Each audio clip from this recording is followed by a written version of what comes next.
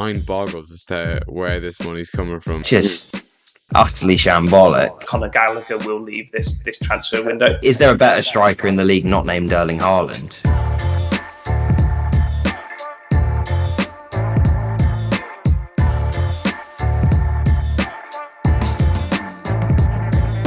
Hello and welcome back to Just Another Football Podcast. We are back. The Premier League's back. First game of the season. It was a good round of games. We're going to cover Newcastle and Aston Villa, Chelsea, Liverpool, and then some of the transfer window. But to kick it off, we'll go for Newcastle first. They are good, aren't they? As Harry, you were saying just before we started recording, why did I have them so low? They're terrific. What did you make of it, Harry? Yeah, they were good. I mean, after about 15 minutes, I kind of was regretting my pre-season prediction of 7th. And to be honest, I think I even said I've got them 7th and I don't really know why. I think there's just this general assumption that they will drop off this year, and obviously might well be the case with the Champions League and with the small squad they're working with. But I thought they were excellent, and it was kind of just exactly what you've become accustomed to from them, which is, high intensity. They pin teams back. They just suffocate you. And I thought Tonali just kind of looked like he'd, been played 100 games in that midfield, just kind of slotted right in. Isak he looks excellent. I mean, is there a better striker in the league not named Erling Haaland? He has just taken to the Premier League like a duck to water. He has been superb, I think, for Newcastle, and just added another dimension to their attack and caused Villa all sorts of problems. I don't think Villa helped themselves with sort of certain aspects throughout the game, which doesn't come as a kind of huge surprise to me. I was a bit down on them, and that was one prediction I do feel like I'm sort of might have got right. So remains to be seen. It's obviously very early in the season, but lots to be encouraged by if you're a Newcastle fan. Actually, George, what did you make of it? You sort of have a soft spot for Newcastle, don't you? Yeah, and I went for a curry after the game with Newcastle fans. They were at the stadium, and obviously they were absolutely buzzing and insufferable throughout the meal. So slightly less of a soft spot following that, but they're a great side to watch, and I really like Eddie Howe himself. I think he's developed a lot as a manager, and I think he'll continue to do so. He seems to be like a student of the game. So clearly taking this team on another level. I think for Newcastle, the key was when they were bringing off Isaac and they were bringing off Gordon, who looks really good, unfortunately, as I didn't back him as well. But they brought on Harvey Barnes and Wilson, two really solid options.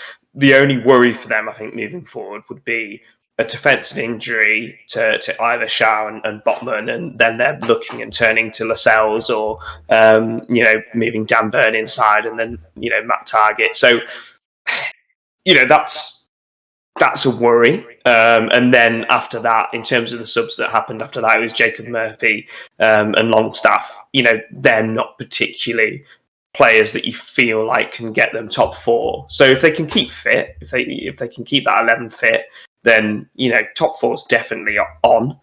It's just this league's so competitive. I think it's worth noting that Aston Villa were good in the first half, and perhaps credit to Newcastle that they actually made them look a little bit silly in the second half. And classic Tinkerman, as Harry always says. His name is completely Emery. Emery, his high line for some reason was just insane. And I don't know why he went into that game, choosing that when seemingly last year that certainly wasn't their style of play. But yeah, really great start for Newcastle. They've got a really exciting team, and it'd be interesting to see where they finish. I still don't think it'll be top 4, but looks like it'll be a good year. Yeah, as you said, it just depends on injuries, and then when they do get 2 fixtures a week with the Champions League, that's going to be a test for them. I was surprised that the positions Tonali was taken up. I wasn't expecting him to get so far forward, and he kept making some brilliant runs forward. Got himself a goal, and then nearly should have had a second one just straight after as well. As you said, Isaac and Anthony Gordon were really good. Gordon, in fairness, looks like he's living up to the price tag, or starting to, and we'll see how he goes. On to the next game, and Liverpool and Chelsea. I mean, Chelsea won the battle before the game, in the transfer market. We will come on to that, but going into the game, there was a shock with the formations that were chosen by Chelsea, and even Liverpool. I was surprised at who they ended up playing in their midfield. But Chelsea, first of all, I like, they've been playing 4-2-3-1 all pre-season, and then came into the game and played sort of a 3-4-3 or a 3-5-2, depending on what way you were looking at it. Which was a surprise for me. I at first, because I'm sort of scarred by three at the back, I'm there going, this isn't what I wanted, Poch. But then the more I thought about it, and when I saw the Liverpool lineup, which looked, the midfield was very lightweight, and I just thought, but also very attacking. I thought, well, maybe it's not the worst thing to have another defender in there, and then we're going to end up having an overload in the midfield against the very light Liverpool midfield. And it started off a bit shaky for Chelsea, and I thought, as Conor Gallagher grew into his position on the pitch, so did Chelsea. But yeah, George, what did you make of Chelsea's performance for first game of the season? Yeah, obviously Liverpool's a tough fixture. I think the only downside is, realistically, Liverpool are going to add a holding midfielder and probably kick on from there. And perhaps this is the best time to play a Liverpool side that does seem, imbalanced in that sense. And I think tinkering with the formation, I understand why he did it. He wants bodies in the midfield. He also wants just that little bit of protection from a very attacking side. But I did feel like we could have dominated the midfield, with for the back system and not left ourselves too exposed as well.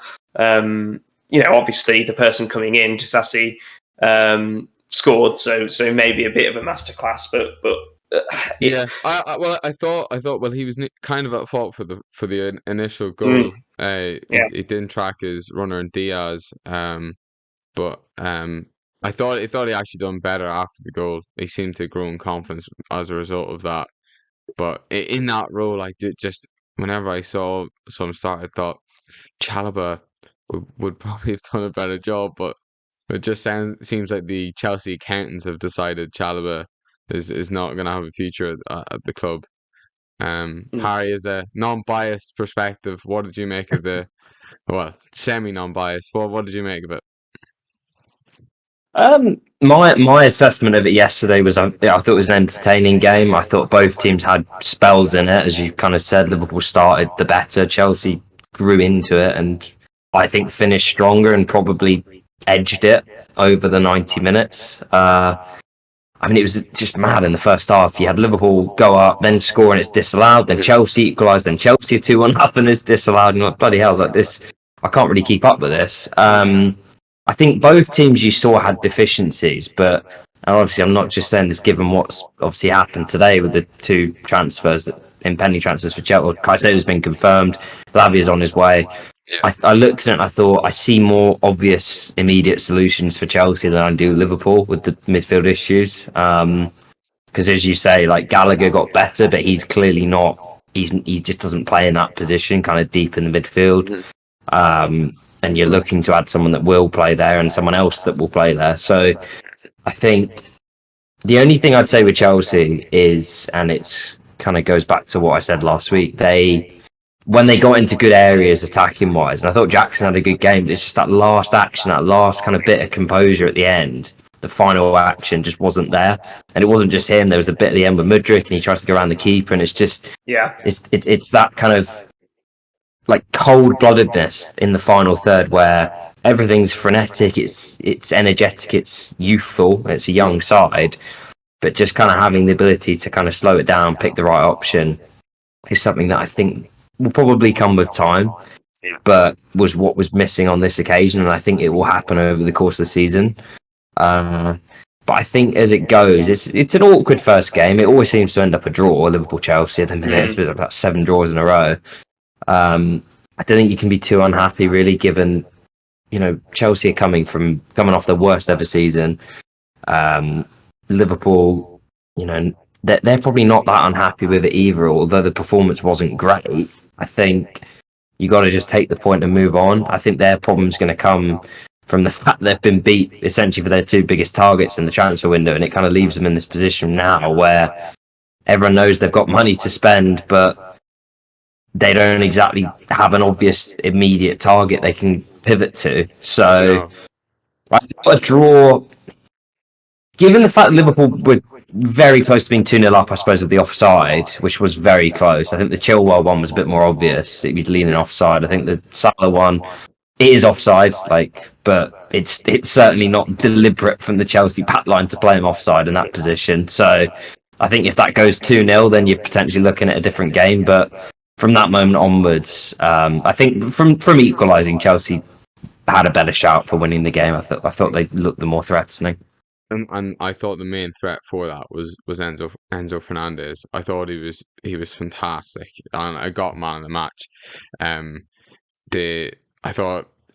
As I said, like a lot of people in the first 20 minutes on Twitter were starting to give off about Gallagher being played so deep. He's not. It didn't suit his sort of play style, but he grew into the game and then just started playing simple passes and then progressed into Enzo Fernandez. And then when you saw Enzo further up the pitch, creating chances, linking up with James and releasing other players, you realised, Poch has rolled the dice a bit there. He said, I'll take a risk with Gallagher, but hopefully it pays off. And I think it did, and I'm really excited to see how he grows, or which sort of position he ends up sort of doing predominantly at the time. It does seem like, especially with Caicedo coming in and Lavia, that he will be played in a more advanced position, and it's probably maybe to take up some of the burden that Nkunku would have had, as well, perhaps. But Conor Gallagher was fantastic as well, so made a brilliant challenge against Mo Salah at one point as well, when they were through goal.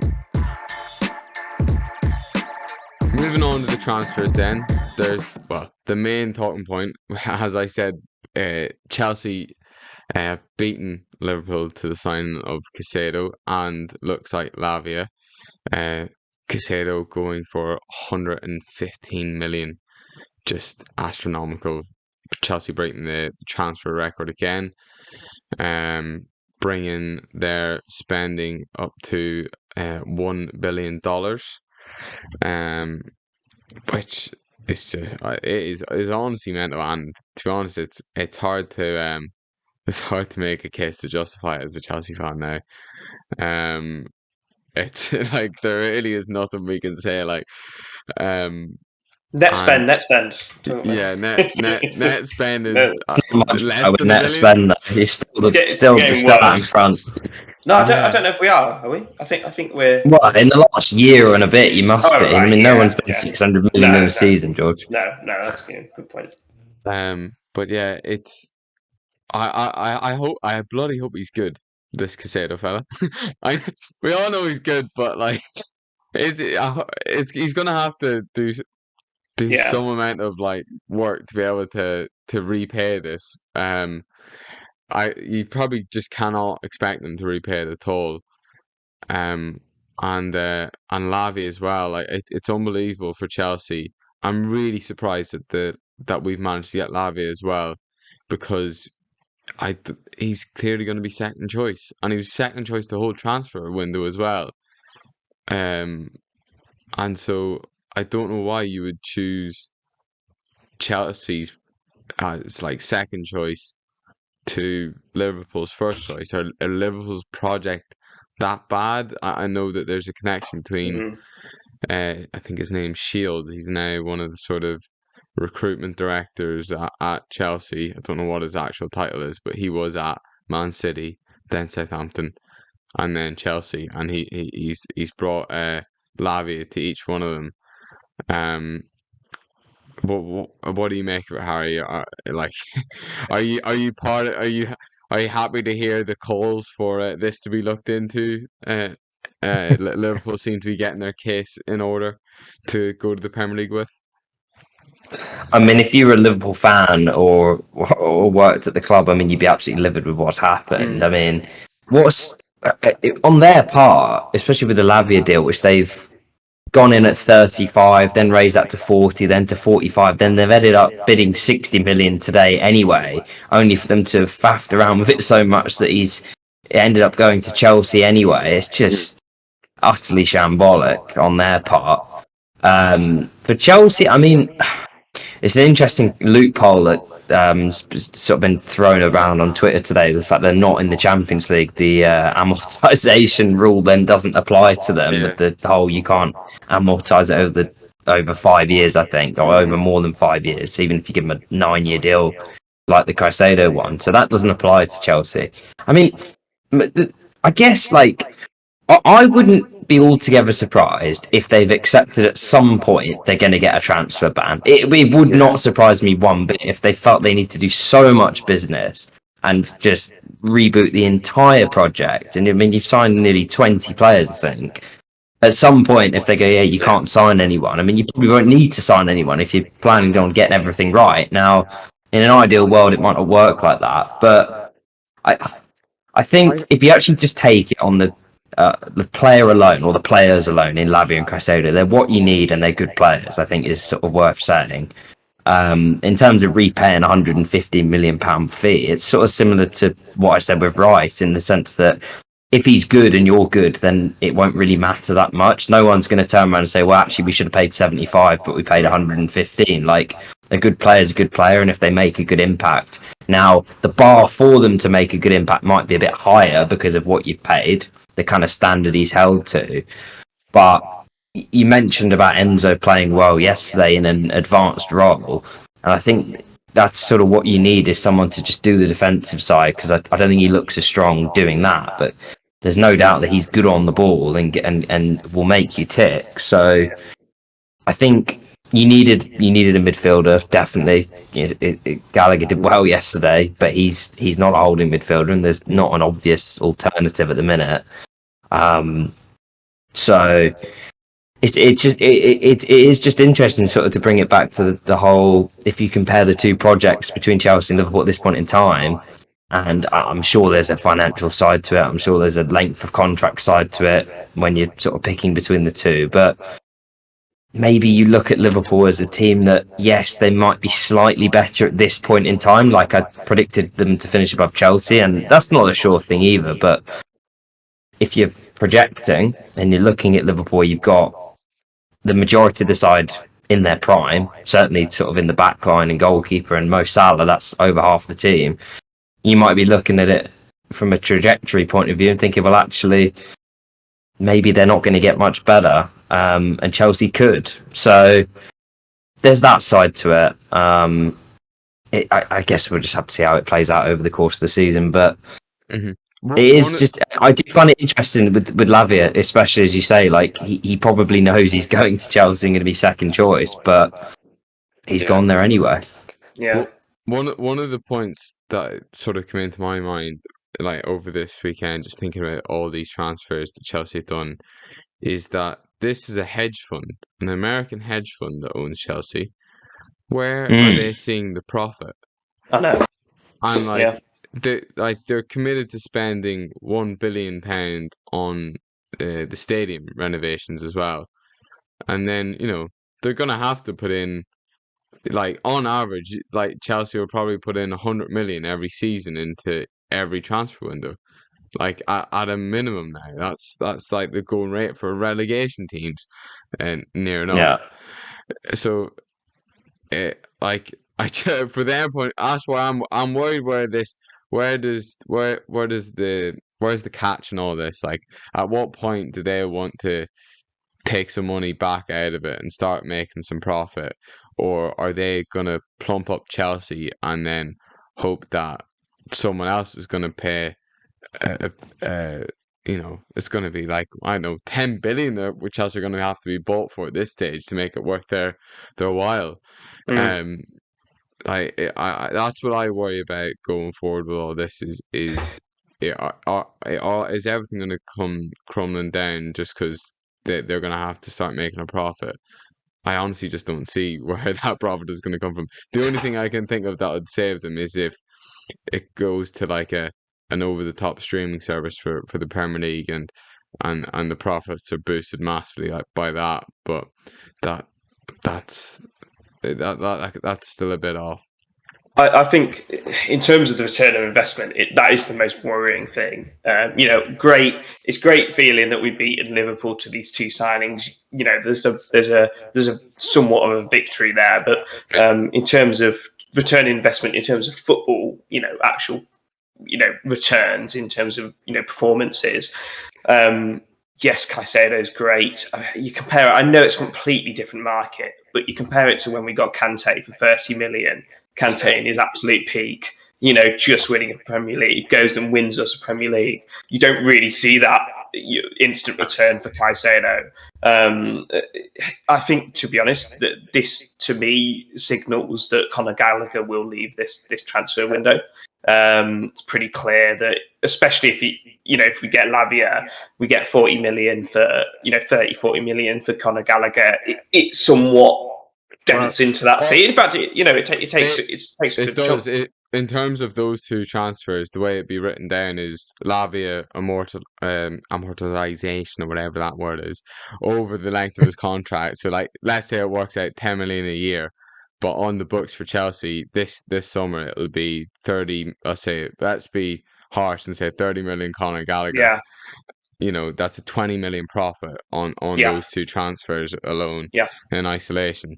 So that's how it's going to work, and it's the same for Chalobah with Disasi. Yeah, and with that, there's two things for the future of Chelsea. Transfer ban, or we get away with it, but even then we've shot ourselves in the foot with future transfer spending anyway, because we are stacking it unless this goes on infinity. So you just keep doing it and you keep spreading these costs. I don't see a hedge fund doing that. No. Like you said, but where's the resale value on Caicedo? Maybe it's a win if in 3 years we sell him on for 60 million or whatever it might be, and therefore those offset costs are, I don't know, are different in a way, but certainly not an economist or a financial savvy enough to predict that. But it's really concerning. To me, it pushes. The other thing it pushes is a Super League or something, a marriage between Saudi Arabian sort of Champions League and whatever it may inevitable. Be. But just before we do come on to some of the other transfers, Saudi Arabia involved in one of them. Lights are going here. I need to put 50p in the meter here. But if only Chelsea could spare a bit of money. But yeah, it's just crazy, and the other transfer that's just happened is Kepa out, which I think how has he ended up being Real Madrid's goalkeeper? That it's just a crazy word. It shows the lack of goalkeepers, and AC Milan done probably the best bit of business all summer in locking down Mike Maignan, because he would have went he would have went this summer to a top club otherwise, and I would have thought that Real Madrid actually probably would have went in for him if he was an option. But Chelsea now have to go out and spend maybe 20 million at the cheapest on a goalkeeper, unless we get like someone old that we can get them on the cheap. It's another transfer that needs to be done. And then Elise is the rumours aren't going away for him. So that's another 30-40 million. It is the mind boggles as to where this money's coming from and then where the profit's going to be. But we'll come on now to another Harry Kane. He's gone to Bayern Munich. I'm still surprised he's done it. I honestly think he his brother is a terrible agent.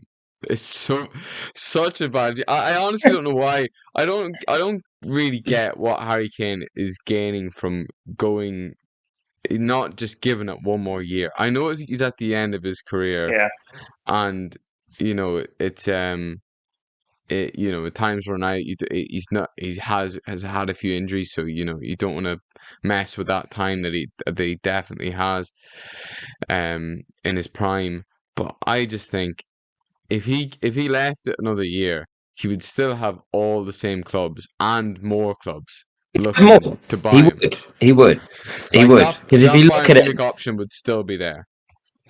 If you look at it this summer, he's gone to Bayern Munich because they were, quite frankly, the only club in for him of interest to him. Right? You look at it, Man United weren't in for him this year. Chelsea weren't in for him. Man City weren't in for him. Obviously.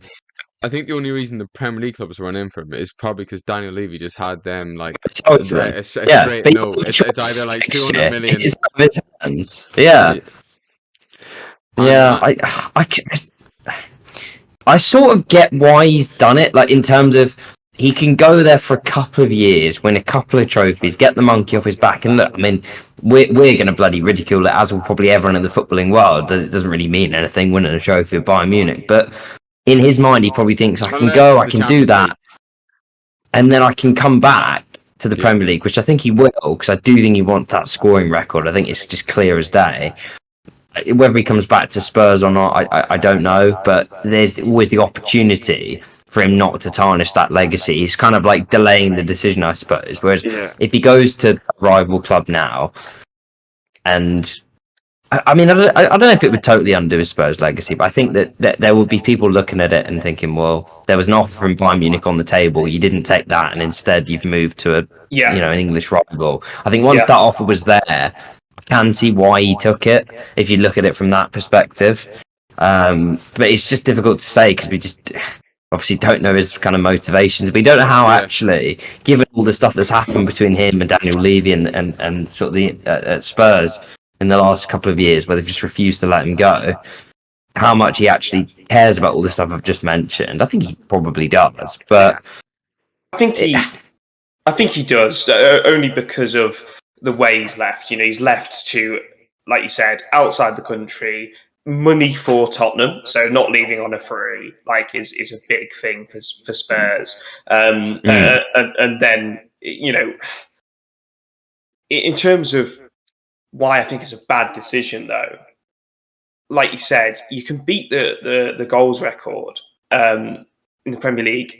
Surely you've got a suitor, like you said, within the Premier League that's not Chelsea or Arsenal, that can be forgivable, that is understandable for the years of service from the Spurs fans. And now you're locked into a contract with Bayern Munich, where realistically they've paid a lot of money for him. They're not going to let him go cheap if he does get sold.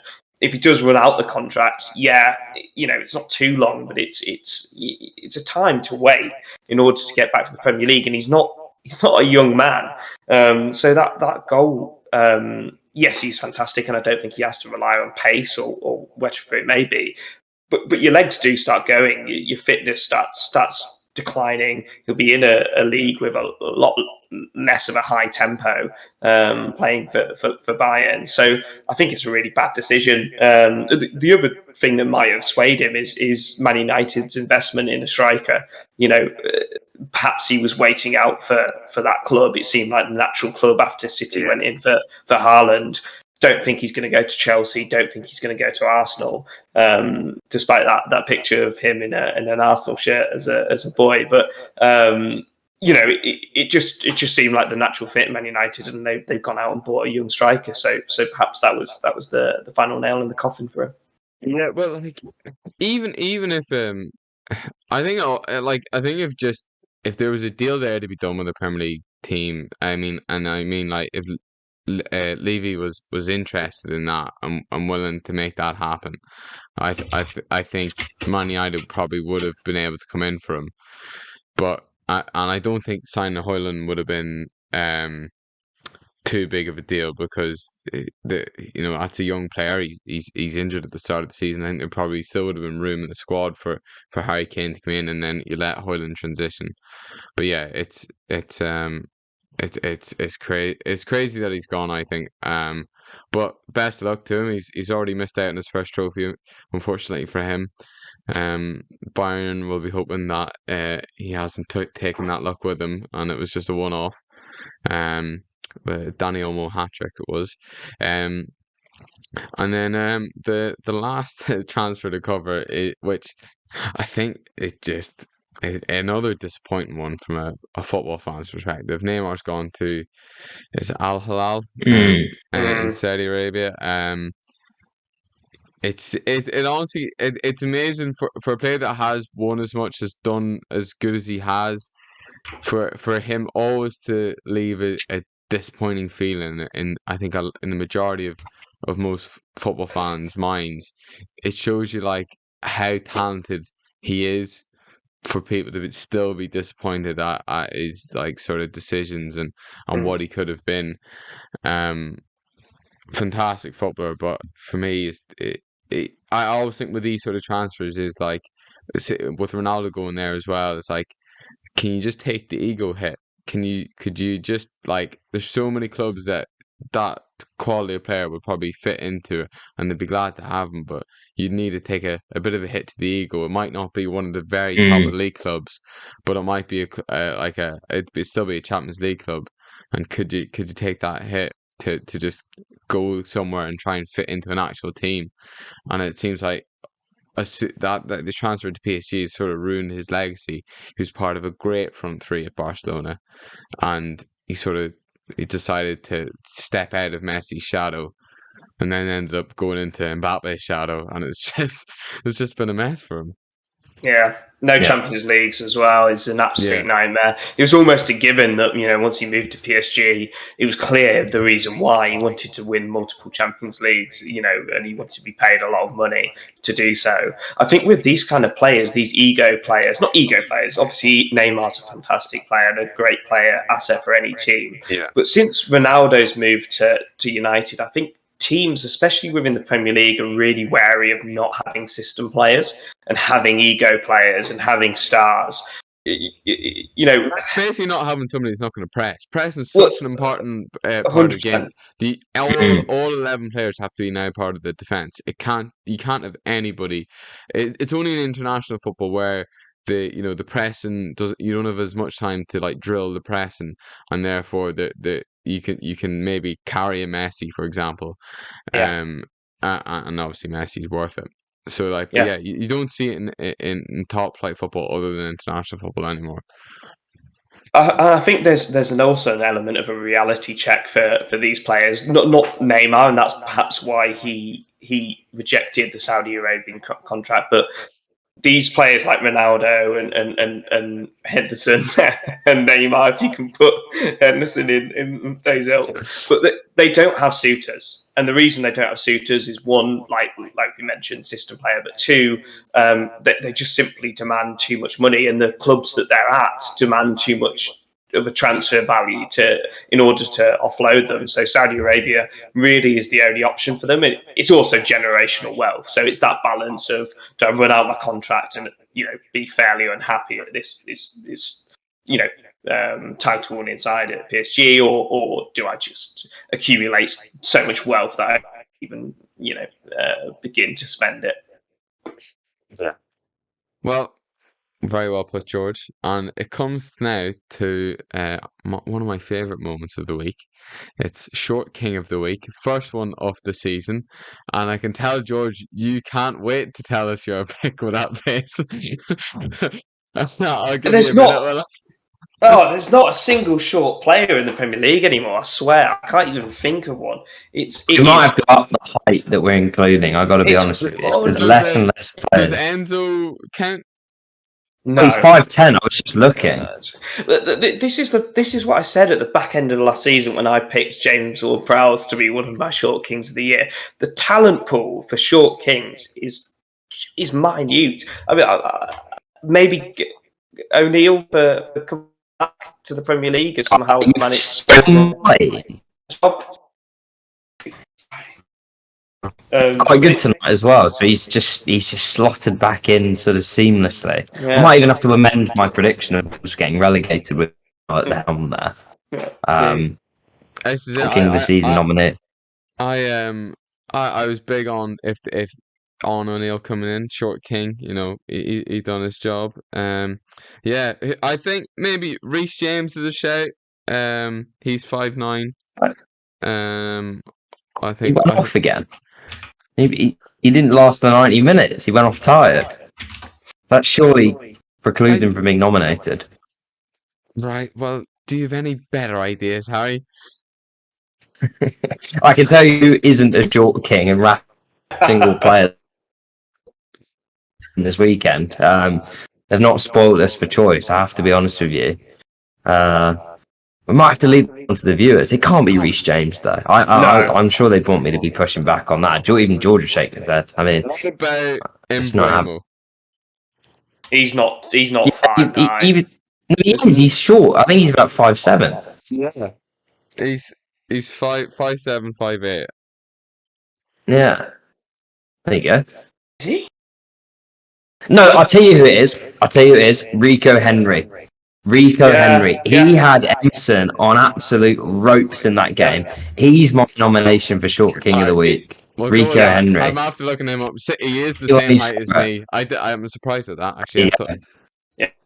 Okay, happy days. Rico Henry. As you can tell, we were dying to give that one to you. Congratulations on the first Short King of the Week award this season.